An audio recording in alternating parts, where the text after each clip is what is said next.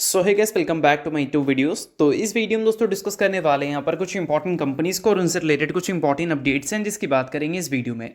तो चलिए दोस्तों वीडियो की शुरुआत करते हैं। सबसे पहले कंपनी को डिस्कस करते हैं। पहली कंपनी का नाम है KPIT टेक्नोलॉजीज लिमिटेड। बट इसको डिस्कस करने से पहले दोस्तों, अगर आपने अभी तक चैनल को सब्सक्राइब नहीं किया है तो चैनल को सब्सक्राइब करके बेल आइकन को प्रेस कर लो ताकि आने वाली जितनी भी अपडेट्स हैं सभी कंपनी से रिलेटेड उसका नोटिफिकेशन आपको सबसे पहले मिल सके। तो चलिए दोस्तों वीडियो की शुरुआत करते हैं। सबसे पहले बात करते हैं KPIT से रिलेटेड कुछ इंपॉर्टेंट अपडेट्स के बारे में। देखो दोस्तों, हाल ही में KPIT ने अपने Q3 के अर्निंग्स को रिपोर्ट किया था। देखा जाए तो अर्निंग्स हमें अच्छे ही देखने को मिले थे, बट उसके साथ कंपनी ने कुछ इंपॉर्टेंट चीज़ें भी इन्वेस्टर्स को बताई थी। और उसमें सबसे इंपॉर्टेंट ये था कि होंडा के साथ KPIT टेक्नोलॉजी का एक कोलैबोरेशन हमें देखने को मिला था पिछले साल आई थिंक। और उस कोलैबोरेशन की वजह से काफ़ी सारी बोल सकते हैं कामकाज हमें KPIT टेक्नोलॉजी को मिलते हुए देखने को मिले थे। तो यहाँ पर अपडेट KPIT ने ये दिया था कि होंडा का अब निसान के साथ मर्जर होता हुआ दिख रहा है। और निसान के साथ अगर उनका मर्जर हो जाता है तो निसान का जो साइड बिजनेस है उसके लिए भी बोल सकते हैं KPIT टेक्नोलॉजी काम करती हुई नजर आ सकती है। मतलब एक तरह से देखा जाए तो होंडा के लिए जो काम कर रही थी मर्जर के बाद, वो निसान के लिए भी काम करती हुई दिख सकती है। तो ये चीज़ कंपनी ने हाईलाइट की थी और इस बेसिस पे बताया था कि ये एक अपॉर्चुनिटी है कंपनी को फ्यूचर में अच्छे ग्रोथ डिलीवर करने के लिए। बट ये जो सारी चीज़ें हैं वो एक्चुअल में अब मे बी आपको सच होती हुई देखने को ना मिले, क्योंकि दोस्तों न्यूज़ रिपोर्ट्स ये क्लेम करना शुरू कर चुकी है कि अब हो चुका है ऑफिशियल।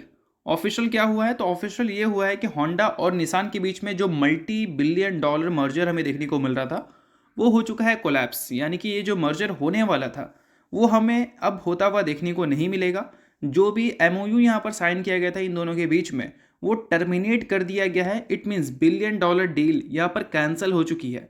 और इससे देखा जाए तो KPIT टेक्नोलॉजी को बोल सकते हैं बुरा तो लगेगा, बट इससे KPIT टेक्नोलॉजी के लिए कोई नुकसान वाली बात नहीं है, क्योंकि उन्होंने बोला था कि मर्जर होगा तो उनको काम का ज़्यादा मिल सकता है। बट अब ये मर्जर होगा नहीं, तो इसका मतलब ये है कि पहले जो कंपनी ग्रोथ दिखाती थी उसमें कोई एडिशनल जंप हमें देखने को मिलेगा नहीं इस मर्जर की वजह से। तो ये सारी चीज़ें जो है KPIT ने हाईलाइट तो की थी अपने Q3 के कॉन कॉल में, बट इस चीज़ को सुधारती हुई नजर आ सकती है जब कंपनी अपने Q4 के कॉन कॉल को अपडेट करेगी। तो अगर आप KPIT के इन्वेस्टर हैं तो ये इंपॉर्टेंट अपडेट आपके लिए था। तो चलिए डिस्कस कर लेते हैं अब अगली कंपनी को। दोस्तों, अगली कंपनी का नाम है रिलायंस इंडस्ट्रीज लिमिटेड। अभी हाल ही में रिलायंस इंडस्ट्रीज से रिलेटेड एक बड़ी अपडेट हमें देखने को मिली। रिलायंस इंडस्ट्री की एक सब्सिडरी है जिसका नाम है REC सस्टेनेबल एनर्जी सॉल्यूशन। उन्होंने बोल सकते हैं सिंगापुर में सेटअप किया है global capability centre for R&D, यानी कि रिसर्च एंड डेवलपमेंट एक्टिविटीज़। और बिजनेस पॉइंट ऑफ व्यू से अगर हम देखें तो अच्छी बात है, क्योंकि रिलायंस इंडस्ट्रीज एनर्जी सेक्टर में तो थोड़ा एक्सपैंड करने की कोशिश कर रही है और उनकी सब्सिडरी ने ये न्यूज़ ऑफिशियल की है, जो कि एक तरफ से देखा जाए तो रिलायंस के लिए बड़ी खबर है। बट इन सारी चीज़ों के बीच में दोस्तों एक सबसे इंपॉर्टेंट अपडेट निकल के आ रहा है, और वो अपडेट है डिज्नी रिलायंस के बीच में जो हमें मर्जर देखने को मिला था उस मर्जर का। बट इसको डिस्कस करने से पहले दोस्तों, अगर आपने अभी तक मेरे टेलीग्राम चैनल को ज्वाइन नहीं किया है तो उसको जाकर ज्वाइन कर लो, क्योंकि वहाँ पर भी काफ़ी सारी न्यूज़ एंड अपडेट्स मैं आपको देता हूँ जो कि आपके लिए काफ़ी ज़्यादा यूजफुल रह सकती हैं। तो चलिए अब टॉपिक पे वापस आते हैं। तो देखो दोस्तों, आप सभी को पता है कि काफ़ी सारे र्यूमर्स चल रहे थे कि रिलायंस और डिज्नी का जो मर्जर हमें देखने को मिलेगा उसके बाद IPL के जो राइट्स हैं वो कहीं ना कहीं जो रिलायंस इंडस्ट्रीज ओन करती है, और उसके साथ डिज्नी के काफ़ी सारे कस्टमर्स भी हमें रिलायंस के साथ जुड़ते हुए देखने को मिलेंगे, जिससे रिलायंस के टेलीकम्युनिकेशन बिजनेस को बूम मिल सकता है। क्योंकि रिलायंस इंडस्ट्रीज जो है स्टार्टिंग में फ्री ऑफ कॉस्ट सर्विसेज देने में माहिर है। तो इसके लिए उन्होंने बताया था, मतलब इन्होंने नहीं बताया था, मतलब काफ़ी सारी रिपोर्ट्स चल रही थी कि आने वाले कल में रिलायंस का जो स्ट्रीमिंग बिजनेस है उसको एक्सेस सिर्फ जियो कस्टमर ही करते हुए देखने को मिलेंगे। बट अब ऐसा हमें सिनेरियो देखने को नहीं मिल रही है। मतलब यहाँ पर यह बताया जा रहा है कि IPL जो हम उतने टाइम से फ्री में देखा करते थे उसको स्टॉप किया जा सकता है। मतलब आप जियो कस्टमर हो नहीं हो कोई मतलब नहीं है, अब आपको फ्री में मे भी देखने को ना मिले IPL। अब इसके बदले ये जो वेंचर्स हैं वो एक प्लान इंट्रोड्यूस कर रही है जो कि है 149 रुपीज़ का। तो सिंपल सी बात है कि स्टार्टिंग में जो रिपोर्ट्स चल रही थी कि ये जो मर्जर हुआ है ये जियो के बूम के लिए हुआ है, बट एक्चुअल में देखा जाए तो रिलायंस का प्लान कुछ और ही हमें देखने को मिल रहा है। उनको जियो को नहीं बढ़ाना है, उनको टेलीकम्युनिकेशन इंडस्ट्री में एक बड़ा मार्केट लेना है। और ये चीज़ जो अभी आ रही है रिपोर्ट्स अपडेट्स वो यही चीज़ें हमें दिखा रही हैं कि रिलायंस इंडस्ट्रीज जो है वो अब आपसे पैसा चार्ज करेगी 149 रुपीज़। ये मंथली है या फिर 3 मंथ के लिए मुझे पता नहीं, क्योंकि अगर हॉटस्टार के प्लान की बात करें तो 149 में 3 मंथ का प्लान आता है। अब देखते हैं कि ये जो प्लान है वो कितने महीनों के लिए रहेगा। बट जो इंपॉर्टेंट चीज़ थी कि रिलायंस के जियो बिजनेस को बूम करने के लिए ये जो मर्जर है वो हमें देखने को मिल रही है, तो वो अब ऐसा बिल्कुल भी नहीं है। तो चलिए दोस्तों डिस्कस करते हैं अगली कंपनी को, जिसका नाम है टाटा पावर लिमिटेड। अब टाटा पावर में पिछले कई टाइम से कुछ खास पावर हमें देखने को मिला नहीं है।